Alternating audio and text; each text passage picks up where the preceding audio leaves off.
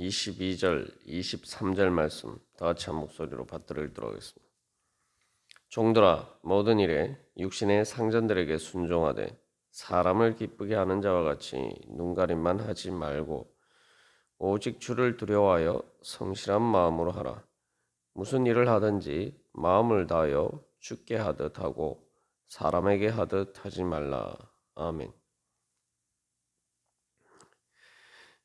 이 종에 대한 이야기를 살펴보고 있습니다. 그래서 이 종의 그 주인과의 관계, 또 오늘 우리들에게 적용하면은 우리의 일터와 또 우리가 뭐 고용인 고용주를 떠나서 우리가 하는 일과 관련해서 어떻게 새 사람으로 살아가야 되느냐, 그것은 바로 그 모든 일을 하는 것을 그냥 사람을 보고 하지 말고 주님을 보고 하라.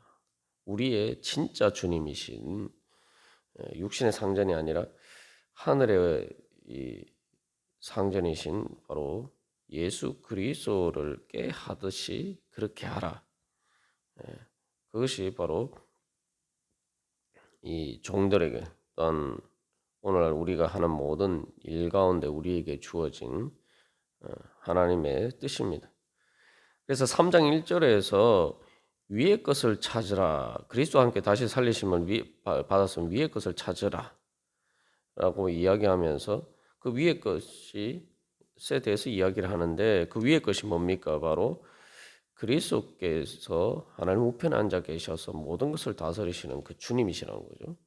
그러니까 위의 것을 찾는 것은 하늘에 계신 주님을 찾는 것입니다. 그러니까 우리가 그렇다면은 우리가 이제 삶의 대부분을 보는 일상의 일을 할 때에도 그 일 가운데서 하늘에 계신 주님의 종으로 사는 것이 바로 위의 것을 찾는 것이라는 거죠. 단순히 뭐 우리의 신앙생활과 직접적으로 관련됐다라고 우리가 알 수 있는 뭐 말씀을 보고 기도하고 예배하는 것뿐만 아니라 우리의 일상의 삶에서 위의 것을 찾는 영적인 삶은 바로 주님께 하듯이 하면은, 그러니까 주님을 보고 그 일을 하면은 그게 바로 위의 것을 찾는 영적인 일이라는 것입니다. 그래서 이 종에게 주어진 이러한 규범은 단순히 도덕적인 인격적인 주체일 뿐만으로서 단순한 어떤 기계적인 도구가 아니라 하나의 사람으로서 인격적인 주체로서 세워질 뿐만 아니라 한 걸음 더 나가서 주님 앞에 서라는 거죠. 주님 앞에 서는 것이기 때문에 이제 영적인 주체로서 서도록 하라. 하나님의 형상으로 너희 자신이 새롭게 되도록 그렇게 주님 앞에 나아가라. 그런 말씀입니다. 그렇기 때문에 이제 종으로서 세상 사람들이 이야기하는 것처럼 그렇게 도구인 것처럼 기계인 것처럼 어떤 하나의 일을 위한 하나의 수단이 아니라 주님의 종으로서 주님의 도구가 되라. 주님의 도구가 된다는 것은 단순히 기계나 어떤 사회적인 구조의 어떤 부속품이 되는 것이 아니라 예수 그리스도의 몸의 지체가 되는 거죠. 예수님의 손과 발이 되는 거예요. 그 살아있는 바로 인격절에서 가장 고귀한 하나님의 형상으로서 하나님을 대신해서 다스리는 그러한 모든 일을 하는 것처럼 그렇게 하라는 거죠. 그렇기 때문에 이게 바로 그런 모든 어떻게 보면 일 가운데 가장 중요한 또 가장 긍정적이고 또 가장 힘을 주는 그러한 동기부여가 됩니다. 그래서 이제 이 뭐 초대교회 당시에는 사실은 이제 주인들보다 사실은 종이 더 많았던 것으로 여겨집니다. 그러나 많은 그리스도인들이 바로 그렇게 주님 앞에서 주님을 섬기듯이 살았습니다. 그래서 사실 이제 초대교회 이때 당시에 이 초대교회는 그러니까 예수를 믿지 않는 사람들의 기록에 보면은 기독교인들은 연약한 여자와 아이와 종들로 이루어진 그런 집단인 것처럼 이제 그렇게 비하하는 그러한 글들이 또 발견할 수가 있습니다. 그래서 여기 이제 가정교범에도 뭐 아내들, 자녀들, 종들. 그러나 바로 이 많은 그리스도인 종들이 바로 그렇게 주님께 하듯 섬기면서 주님 앞에서 살았기 때문에 결국은 그렇게 가장 연약해 보였던 교회가 바로 하나님의 복음이 전파되어서 결국 이 로마 제국이 기독교를 승인하지 않으면 안 될 정도로 바로 결국은 영적으로 육적으로는 비록 핍박과 박해를 당했지만 영적으로는 바로 로마 제국을 이기고 승리할 수가 있었던 거죠. 그게 어떤 그런 세상적인 힘에서 나온 것이 아니라 바로 주님 앞에서 주님의 종으로 살아가는 그 삶에서 바로 그런 영향력이 나왔다는 거죠.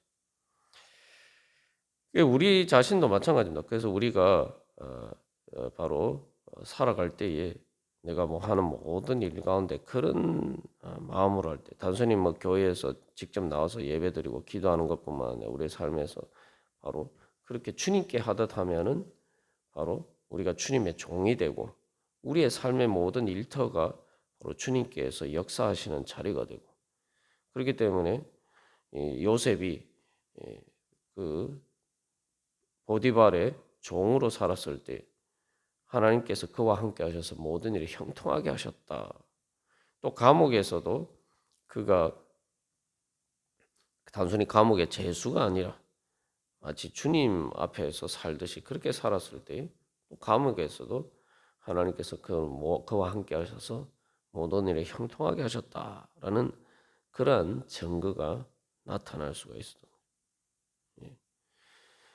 그래서 이 종들에게 주신 이런 말씀은 단순히 육신의 상전들에게 순종하라는 게 아니라 바로 주를 들여서 주님을 23절에서 이야기하는 게 죽게 하듯 하라.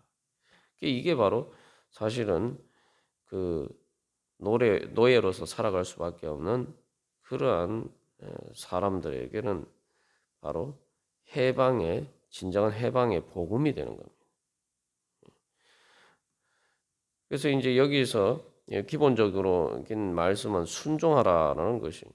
그래서 여기 이제 왜냐하면 이제 기독교인이 되었을 때 특별히 이제 주인도 예수를 믿는 사람이고 종도 예수를 믿는 경우에 이제 주인이 내 형제 자매니까 해서 이렇게 함부로 하지 말고 그 일하는 데 있어서는 여전히 더 이렇게 성실하게 그렇게 일을 하라는 거죠. 기독교인이 된다는 것이 그 종의 의무를 면제하지 않는다는 거예요. 그래서 여기서 종의 의무라는 게 단순히 노예로서의 그런 의무를 이야기하는 것이 아니라 예를 들면 어떤 자기에게 주어진 일을 있을 때 그 일을 성실하게 그렇게 하라는 거죠. 그래서 이제 그 모든 것들 그런 일에 있어서 이제 주님 앞에서 주님께 하듯 성실하게 일을 한다라고 할 때 이게 이제 또 이걸 잘못 이제 뭐 그렇게 해석하지는 하면 안 되겠죠. 오늘날도 뭐 마찬가지입니다만 일 중독처럼 뭐 무리하게 또 일하라는 이런 말씀으로 또 우리가 오해를 하고 또 그런 식으로 이 말씀을 또 남용해서도 안 될 것입니다. 그래서 우리 이 가정 규범에 있어서 항상 기억해야 할 것은 아내들의 남편에게 복종하라. 그러니까 남편들이 그 말씀을 가지고 너는 왜 나한테 복종하지 않느냐 이런 식으로 이제 이 말씀을 적용하면은 이 말씀을 곡해하고 왜곡하는 거죠. 그런 식으로 이제 종들에게 대해서는 계명도 마찬가지입니다. 예. 이걸 그래서 종들이 이렇게 순종하라 그랬으니까 어떤 무리하게 그렇게 가혹하게 착취하듯이 그렇게 일하는 것을 합리화하는 식으로 받아들여서는 안 되겠죠. 그런 식으로 악용해서는 안 될 것입니다. 사실 이제 일 중독이라는 것도 사실은 다른 사람이 자기를 어떤 노예를 착취하는 것뿐만 아니라 일 중독은 자기가 자기 자신을 또한 착취하는 거예요. 결국 그러한 것들은 가정 구조 안에서 미 의도하는 바와 달리 가족 모두에게 사실은 부정적인 영향을 끼칠 수가 있는 거죠. 예. 그래서 가정 안에서 그러한 의무를 다하기 위해서는 그런 또 일 중독에 빠져서 자기의 일만 자기가 하는 직장에서 하는 일에만 이렇게 집중한다고 해서 이렇게 그 일만 다라고 생각하고 살면은 또 여러 가지 문제들이 이제 발생하게 되죠. 이 말씀을 이제 그런 식으로 이제 오해해서 우리가 적용하면 안 될 것입니다. 그래서 여기서 이제 또 중요한 그래서 이제 성실하게 일하라, 성실한 마음으로 하라 그러는데 이제 그 예를 들면은 뭐 그런 예가 있습니다만 어떤 신학생이 아르바이트를 하는데 둘이서 이제 두 신학생이 아르바이트를 하는데 보니까 뭐 그 주인이 이렇게 그렇게 막 투덜댄다는 거예요. 둘이서 뭐 일은 제대로 안 하고 둘이서 서로 뭐 하나님 이야기만 막 한다는 거예요. 그리고 또 뭐 그 중에 한 사람이 그런 식으로 자랑한다는 거예요. 아니 나는 화장실에 가서 20분이나 있었는데 그 20분 동안 뭐 성경을 몇 장이나 읽었다 화장실에서. 예, 뭐 우리가 이제 이런 그런 식으로 이제 그 일을 하면 안 된다는 거죠. 그래서 어, 이 자기가 하는 일에 있어서 이게 주님께 하듯 하라. 그래서 이제 그리스도인으로서 말 그대로 요령 보고 눈치 보고 그런 식으로 대충 시간을 때우는 식으로 그런 식으로 불성실하게 일을 해서는 안 된다는 거죠. 뭐 우리가 상식적으로 잘 아는 얘기입니다만 이게 이제 현실적으로 우리가 그런 동기부여가 되지 않는 경우가 많죠. 왜냐하면 뭐 저 사람이 나한테 잘못하는데 그래서 뭐 그 고용주가 잘못한 것 가지고 자신의 부정적인 정직하지 않은 것이나 게으름을 합리화해서는 안 된다는 거예요. 중요한 그러다 보면은 자기 자신을 뭐 사실은 망가뜨리는 그런 문제가 되겠죠.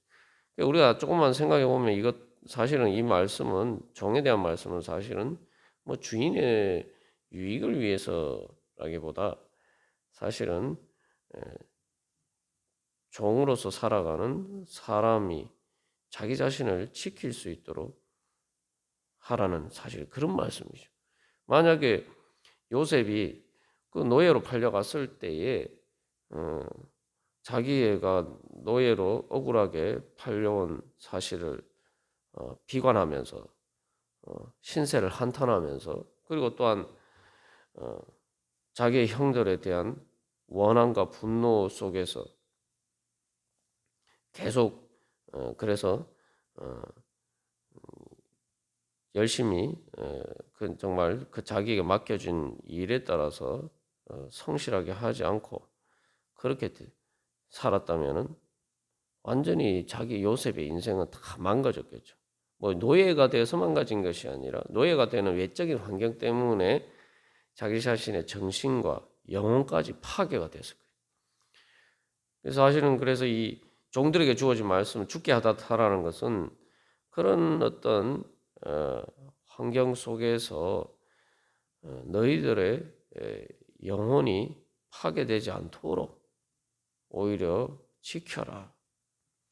그렇게 되면은 다시 그런 모든 상황을 변화시킬 수 있는 힘과 능력이 그 예수님께서 주신 힘과 능력이 우리를 죄와 사망의 권세에서 해방시켜 주신 그 능력이 우리의 삶 가운데 나타날 수 있는 것이죠. 그러나 그렇지 않으면은 단순히 그것이 환경적인 문제에서 그치는 것이 아니라 그것들이 내 영혼을 파괴하게 되고 그렇게 되면은 말 그대로 우리는 모든 것을 다 잃어버리게 됩니다.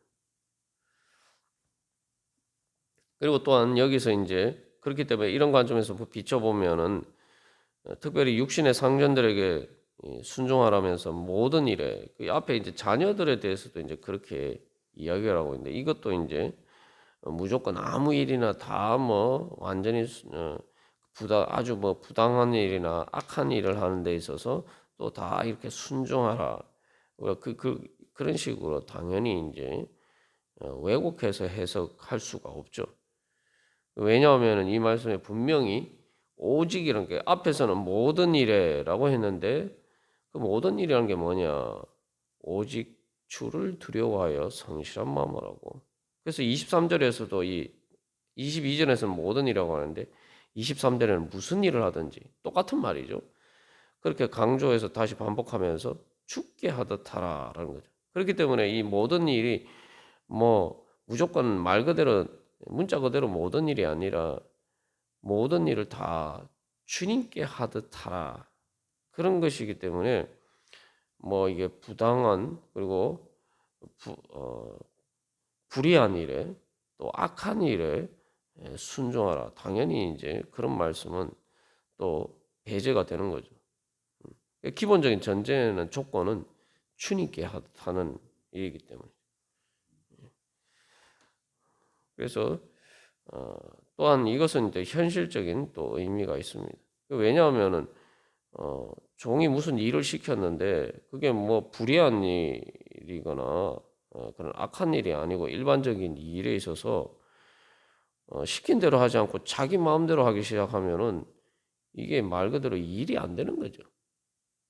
예. 어떻게 보면 이것도 이제 노예라는 그런 상황에서만 생각하면은 우리가